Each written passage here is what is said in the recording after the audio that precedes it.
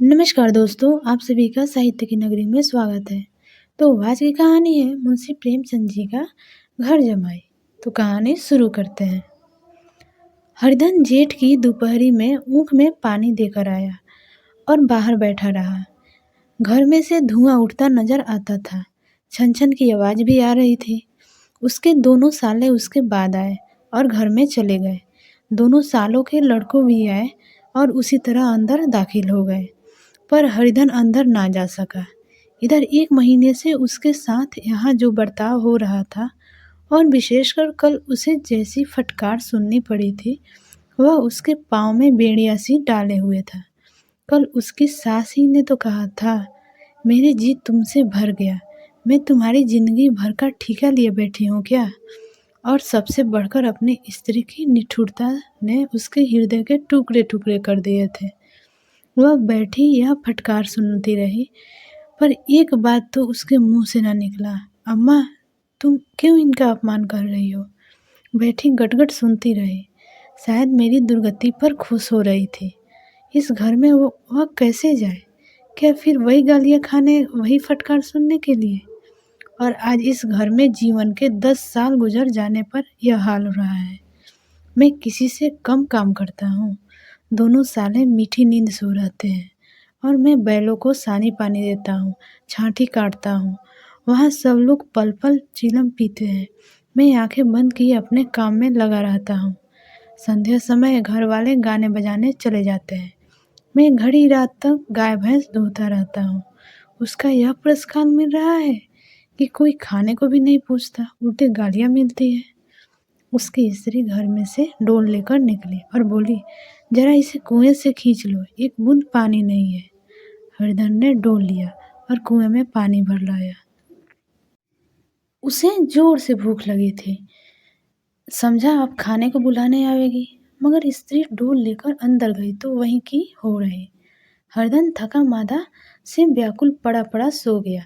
सहसा उसकी स्त्री गुमानी ने आकर उसे जगाया। हरिधन ने पड़े पड़े कहा, क्या है? क्या पड़ा भी न रहने देगी या और पानी चाहिए? गुमानी कटु स्वर में बोली, गुर्राते क्या हो? खाने को तो बुलाने आई हूँ। हरिधन ने देखा उसके दोनों साले और बड़े सालों के दोनों लड़के भोजन किए चले आ रहे थे। उसकी देह में आग लग गई। मेरी अब यह नौबत पहुंच गई कि इन लोगों के साथ बैठकर खाना भी नहीं सकता। ये लोग मालिक है या मैं इनकी जूठी थाली चाटने वाला हूँ?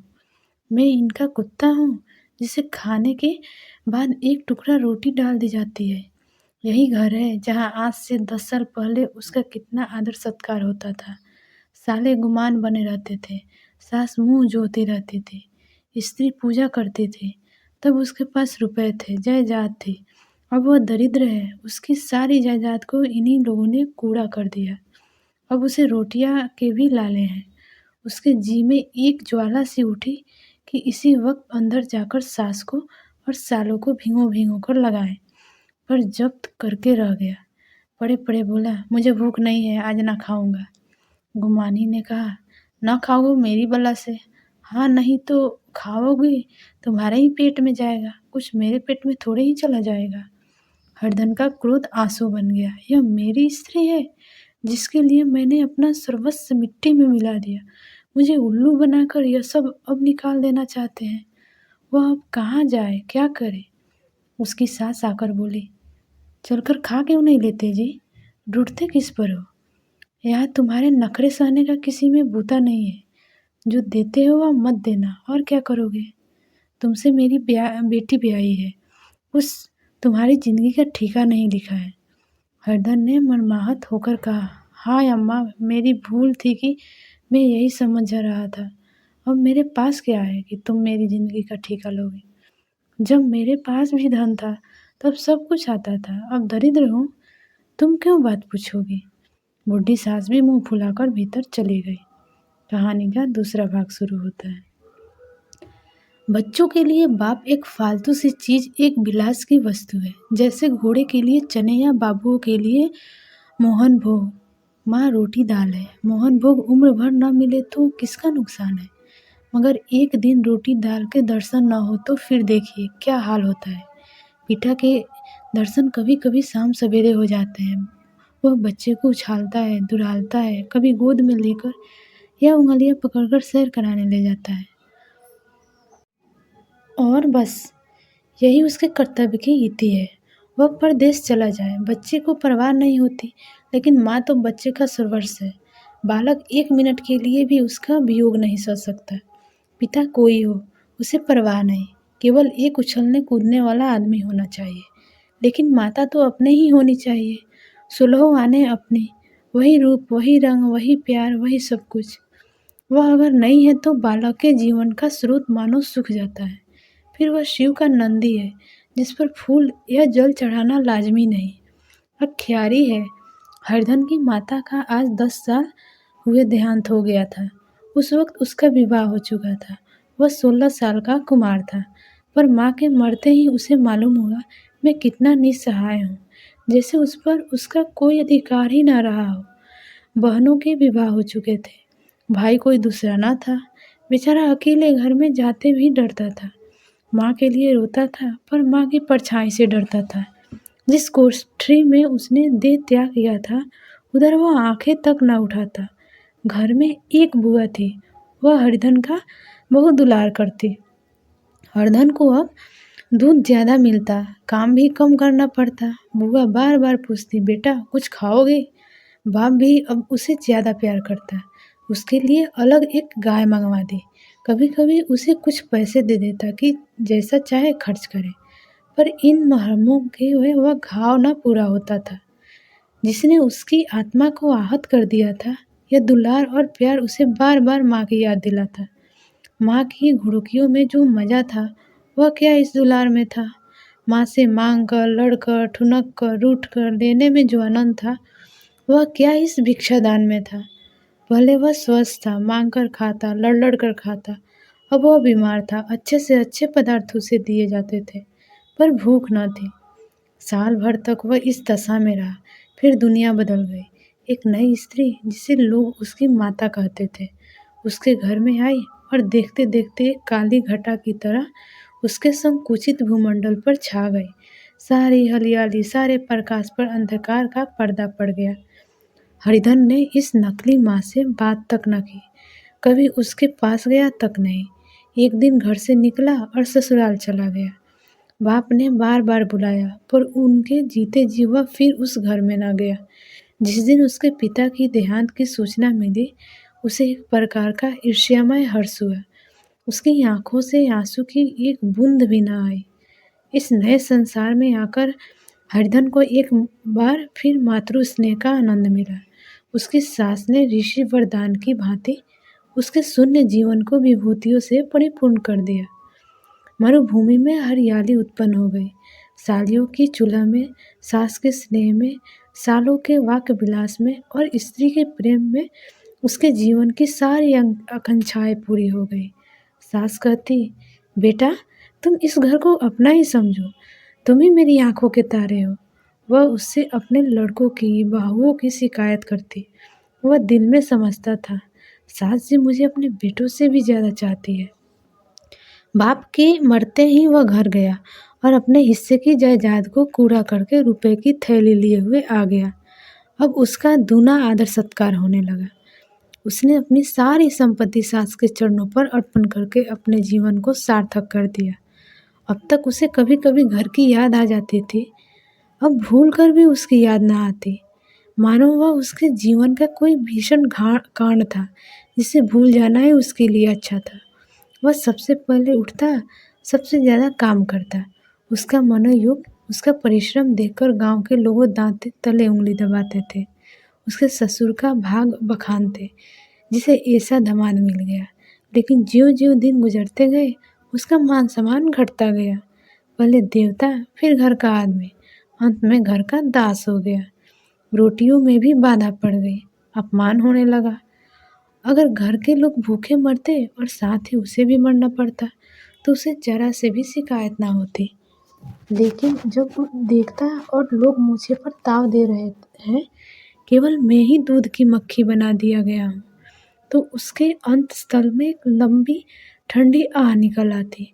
अभी उसकी उम्र 25 ही साल की तो थी। इतना ही उम्र इस घर में कैसे गुजरेगी। और तो और उसकी स्त्री ने भी आंखों फेर ली। यह उसकी विपत्ति का सबसे क्रूर दृश्य था। अब यहाँ से कहानी का तीसरा भाग शुरू होता है। हरदन तो उधर भूखा प्यासा चिंता दाह में जल रहा था। इधर घर में सास जी और दोनों सालों में बातें हो रही थी। गुमानी भी हाँ में हाँ मिलाती जा रही थी।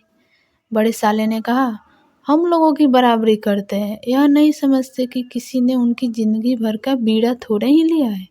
10 साल हो गए, इतने दिनों में क्या 2-3 हजार ना हड़प गए होंगे। छोटे साले ने कहा, बोले, मंजूर हो तो आदमी घुड़के भी, डांटे भी, अब इनसे कोई क्या कहे, ना जाने इनसे कभी पिंड छूटेगा भी या नहीं। अपने दिल में समझते होंगे, मैंने 2,000 रुपये नहीं दिए हैं, यह नहीं समझते कि उनके 2,000 कब के उड़ चुके। सवा शेर तो 1 जून को चाहिए। सास ने गंभीर भाव से कहा, बड़ी भारी खुराक है। गुमानी माता के सिर में जूं निकाल रही थी। सुलगते हुए हृदय से बोली, निकम्मे आदमी को खाने के सिवा काम ही क्या रहता है। बड़े, खाने की कोई बात नहीं है, जिसकी जितनी भूख हो उतना खाए, लेकिन कुछ पैदा भी तो करना चाहिए। यह नहीं कि समझते कि पहुनाई में किसी के दिन कटे हैं। छोटे, मैं तो एक दिन कह दूंगा, अब अपनी राह लीजिए, आपका कर्जा नहीं खाना है। गुमानी घर वालों की ऐसी ऐसी बातें सुनकर अपने पति से द्वेष करने लगी थी। अगर वह बाहर से 4 पैसे लाता तो इस घर में उसका कितना मान सम्मान होता। वह भी रानी बनकर रहती, ना जाने क्यों कहीं बाहर जाकर कमाते। उसकी नानी मरती है। गुमानी की मनोवृत्तियाँ अभी तक बिल्कुल बालपन की सी थी। उसका अपना कोई घर न था। उसी घर का हित अहित उसके लिए भी प्रधान था।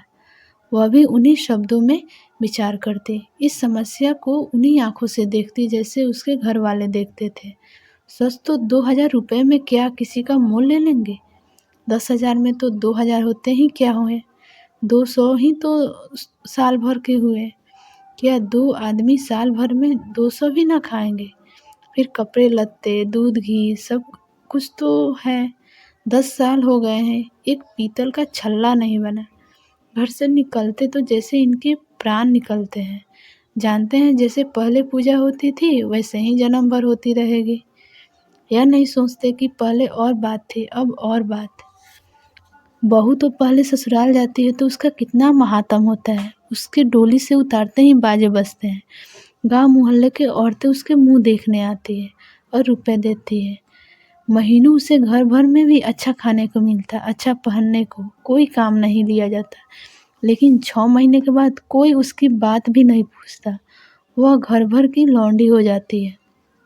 उसके घरों में मेरी भी तो वही गति होती। फिर काहे का रोना। जो यह कहो कि मैं तो काम करता हूँ तो तुम्हारी भूल है। मजूर की और बात है, उसे आदमी डांटना भी है और मारता भी है। जब चाहता है रखता है, जब चाहता है निकाल देता है, कसकर काम लेता है। यह नहीं कि जब जी में आया कुछ काम किया, अब जी में आया तो पढ़कर सो रहे। अब यहाँ से कहानी का चौथा भाग शुरू होता है। हरदन अभी पड़ा अंदर ही अंदर सुलग रहा था कि दोनों साले बाहर आए और बड़े साहब बोले, भैया उठो, तीसरा पहर ढल गया, कब तक सोते रहोगे, सारा खेत पड़ा हुआ है। हरदन चट उठ बैठा और तीव्र स्वर में बोला, क्या तुम लोगों ने मुझे उल्लू समझ लिया है। दोनों साले हक्का बक्का हो गए। जिस आदमी ने कभी जवाब नहीं खोली, हमेशा गुलामों की तरह हाथ बांधे हाजिर रहा, वह आज एकाएक इतनी आत्माभिमानी हो जाए, यह उनको चौंका देने के लिए काफ़ी था। कुछ जवाब न सूझा। हरदन ने देखा इन दोनों ने कदम उखड़ गए हैं तो एक धक्का और देने की प्रबल इच्छा को रोक न सका। उसी ढंग से बोला, मेरे भी आंखें हैं, अंधा नहीं हूँ ना बहरी ही हूँ। छाती फाड़कर काम करो और उस पर भी कुत्ता समझा जाओ। ऐसे गधे और कहीं होंगे। अब बड़े साले भी गर्म पड़े, तुम्हें किसी ने यहाँ बांध तो नहीं रखा है। अब की हरदन लाजवाब हुआ, कोई बात ना सूझी। बड़े ने फिर उसी ढंग से कहा, अगर तुम यह चाहो कि जन्म भर पाहुनों बने रहो और तुम्हारा वैसा ही आदर सत्कार होता रहे तो यह हमारे बस की बात नहीं है। हरदन ने आंखें निकाल कर कहा, क्या मैं तुम लोगों से कम काम करता हूँ। बड़े, यह कौन कहता है? हरिधन: तो तुम्हारे घर की नीति है कि जो सबसे ज़्यादा काम करे वही भूखे मारा जाए। बड़े: तुम खुद खाने नहीं गए, क्या कोई तुम्हारे मुँह में कौर डाल देता? हरिधन ने ओठ चबाकर कहा। मैं खुद खाने नहीं गया कि कहते तुम्हें लाज नहीं आती? नहीं आई थी बहन तुम्हें बुलाने, छोटे साले ने कहा। अम्मा भी तो आई थी, तुमने कह दिया मुझे भूख नहीं है तो क्या करती? सास भीतर से लपकी चली आ रही थी। यह बात सुनकर बोली, कितना कहकर हार गई, कोई उठे न तो मैं क्या करूं? हरधन ने विष, खून और आग से भरे हुए स्वर में कहा, मैं तुम्हारे लड़कों का झूठा खाने के लिए हूँ। मैं कुत्ता हूँ कि तुम लोग खाकर मेरे सामने रूखी रोटी का टुकड़ा फेंक दो? बुढ़िया ने ऐंठ कर कहा। तो क्या तुम लड़कों की बराबरी करोगे? हरिधन परास्त हो गया। बुढ़िया ने एक ही वाक्य प्रहार में उसका काम तमाम कर दिया। उसकी तनी हुई भवें ढीली पड़ गई, आंखें की आग बुझ गई, फरकते हुए नथुने शांत हो गए। किसी आहत मनुष्य की भांति वह जमीन पर गिर पड़ा। क्या तुम मेरे लड़कों की बराबरी करोगे? यह वाक्य एक लंबे भाले की तरह उसके हृदय में चुभता चला जाता था। न हृदय का अंत था, न उसे भाले का। सारे घर ने खाया पर हरदा न उठा। सास ने मनाया, सालियों ने मनाया, ससुर ने मनाया, दोनों साले मनाकर थक गए। हरदा न उठा, वही द्वार पर एक टाट पर पड़ा था। उसे उठाकर सबने अलग कुएं पर ले गया और जगत पर बिछाकर पड़ा रहा। रात भीग चुकी थी। अनंत प्रकाश के उज्ज्वल तारों बालकों की भांति क्रीड़ा कर रहे थे। कोई नाचता था, कोई उछलता था, कोई हंसता था, कोई आंखें भींच कर फिर खोल देता। कोई साहसी बालक सपाट भरकर एक पल में उस विस्तृत क्षेत्र को पार कर लेता था और न जाने कहाँ छिप जाता था। हरधन को अपना बचपन याद आया, जब वह भी इसी तरह क्रीड़ा करता था, तो उसकी बाल स्मृति उसी चमकीले तारों की भांति प्रज्वलित हो गई। वह अपना छोटा सा घर, वह आम के बाग जहाँ वह केरिया चुना करता था, वह मैदान जहाँ वह कबड्डी खेला करता था, सब उसे याद आने लगे। फिर अपनी स्नेहमयी माता की सदैव मूर्ति उसके सामने खड़ी हो गई। उन आँखों में कितना करुणा थी, कितनी दया थी।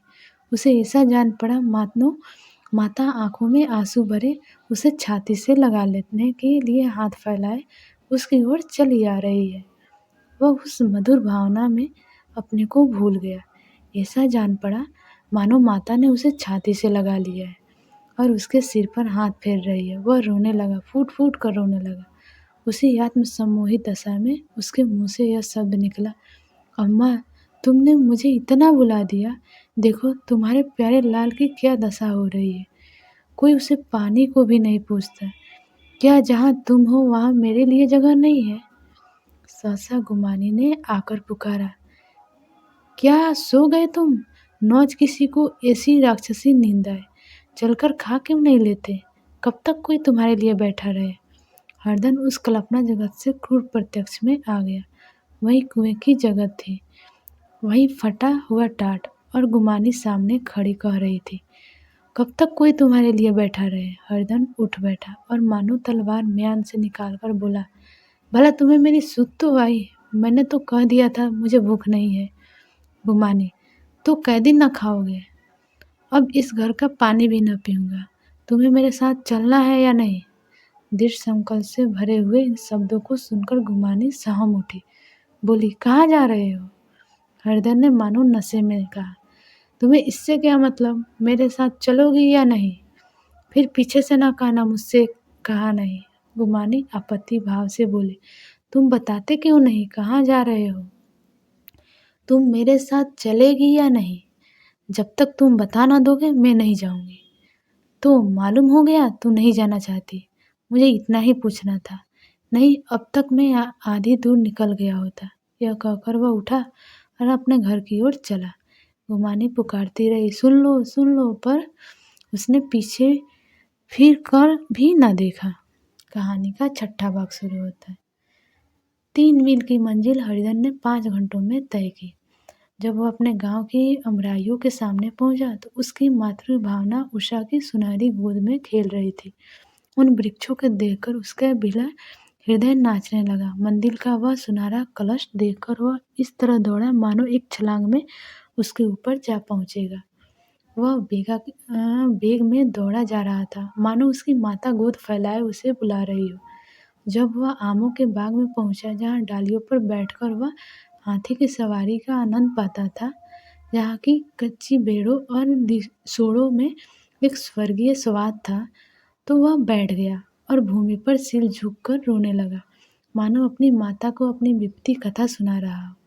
वहाँ की वायु में, वहाँ के प्रकाश में मानो उसकी विराट रूपनी माता व्याप्त हो रही थी। वहाँ की अंगुल-अंगुल भूमि माता के पद चिन्हों से पवित्र थी।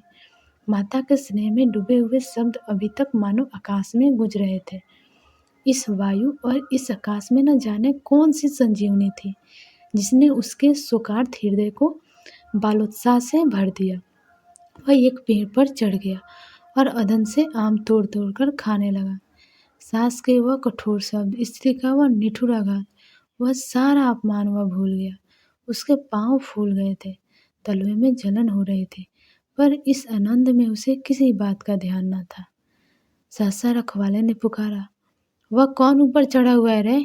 उतर अभी, नहीं तो ऐसा पत्थर खींच कर मारूंगा कि वहीं ठंडे हो जाओगे। उसने कई गालियां भी दी। इस फटकार और इन गालियों में इस समय हरदन को अलौकिक आनंद मिल रहा था। वह डालियों में छिप गया, कई आम काट काट कर नीचे गिराए और जोर से ठट्ठा मारकर हंसा। ऐसी उल्लास से भरी हुई हंसी उसने कई बहुत दिनों से न हंसी थी। रखवालों को वह हंसी परिचित सी मालूम हुई, मगर हरिधन यहाँ कहाँ? वह तो ससुराल की रोटियां तोड़ रहा है। कैसा हंसोड़ा था, कितना चिलबिला, न जाने बेचारे का क्या हाल हुआ। पेड़ की डाल से तालाब में कूद पड़ता था। अब गांव में ऐसा कौन है? डांट कर बोला, वहाँ बैठे बैठे हंसोगे तो आकर सारी हंसी निकाल दूंगा, नहीं सीधे से उतर जा। वह गालियां देते जा रहा था, एक गुठली आकर उसके सिर पर लगी। सिर सहलाता हुआ बोला, यह कौन शैतान है, नहीं मानता? ठहर तो मैं अभी तेरी खबर लेता हूँ। उसने अपनी लकड़ी नीचे रख दी और बंदरों की तरह चटपट ऊपर चढ़ गया। देखा तो हरिधन बैठा मुस्कुरा रहा है। चकित होकर बोला, अरे हरिधन, तुम यहाँ कब आए?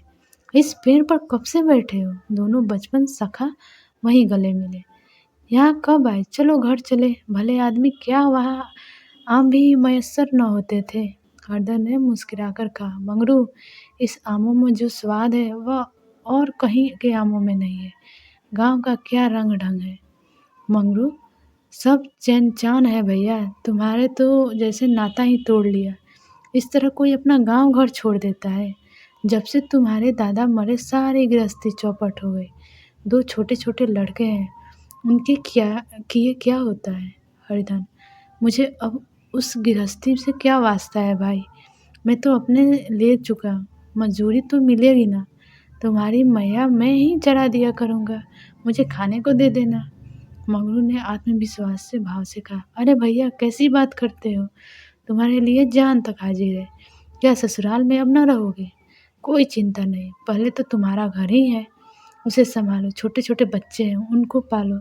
तुम नई अम्मा से नहाकर डरते थे, बड़ी सीधी है बेचारी, बस अपना ही माँ ही समझो।